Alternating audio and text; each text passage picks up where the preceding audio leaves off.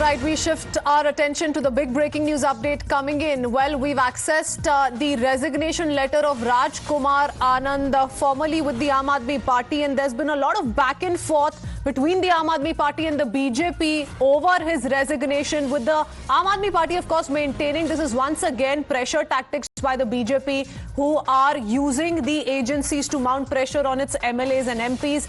And this is what has been said by the Aam Aadmi Party. But here's more on what Raj Kumar Anand says as far as his resignation is concerned. Pranesh is joining us with his resignation letter. Yes, Pranesh, what does it tell us? Prithveen, for the first time after Raj Kumar Anand, the Delhi minister, resigned, remember he had said in that press conference that he no longer identifies with the Aam Aadmi Party because AAP, according to him, had gone from being an anti-corruption crusader to being a party that's involved in corruption.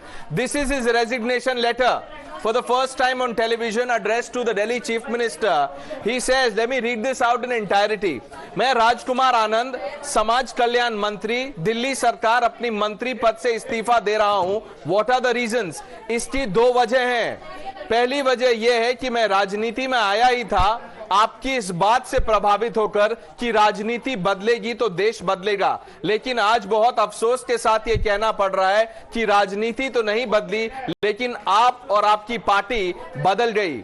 आम आदमी party का जन्म ही भ्रष्टाचार के खिलाफ आंदोलन से हुआ, लेकिन आज ये पार्टी खुद भ्रष्टाचार के दलदल में फंस चुकी है. हमारे दो मंत्री जेल में हैं, हमारे मुख्यमंत्री जेल में हैं, हमारी सरकार पर भ्रष्टाचार के गंभीर आरोप लगे हैं. मैं नहीं समझता कि हमारे पास सरकार में रहने का अब कोई नैतिक बल रह गया है.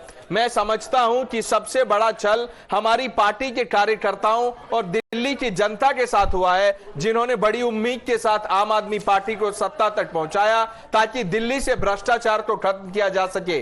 लेकिन सत्ता में आने के बाद यह पार्टी भी भ्रष्टाचार से खुद को की मशीन बनकर रह गया है. भ्रष्टाचार बड़े बड़े नेता करें और हमारी पार्टी का एक आम कार्यकर्ता धूप, बारिश, सर्दी और गर्मी की चिंता किए बगैर बस में बैठकर तख्ती लेकर प्रोटेस्ट में शामिल हो जाता है. ये ठीक नहीं है. मेरे लिए मंत्री पद पर रहकर इस सरकार में काम करना असहज हो गया है. मैं अब इस सरकार और इनके भ्रष्टाचार के साथ अपना नाम नहीं जोड़ना चाहता हूं.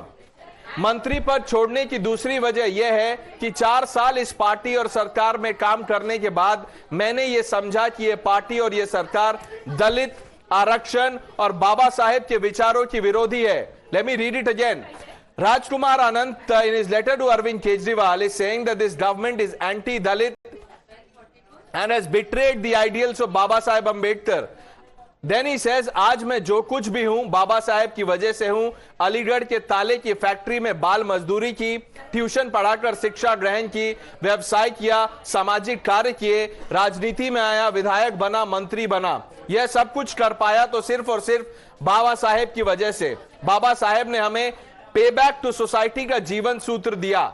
राजनीति में आने का मेरा उद्देश्य धन कमाना या सत्ता पाना नहीं है. मैं यहां आया ताकि पे बैक टू सोसाइटी को सच्चे अर्थों में साकार कर सकूं. इसी उद्देश्य के साथ मैं अपने साथ खड़ा हुआ, आपके साथ खड़ा हुआ, क्योंकि आप बाबा साहेब के आदर्शों पर चलने का दावा करते हैं. So in 2 pages, he's listed out essentially 2 reasons. That one, the party that was an anti-corruption crusader is now knee-deep in corruption. And the second, he's accusing Arvind Kejriwal of betraying the ideals of Baba Saheb Ambedkar. Okay, all right. The party is anti-Dalit. If you like this video, then like, share and subscribe to ET Now.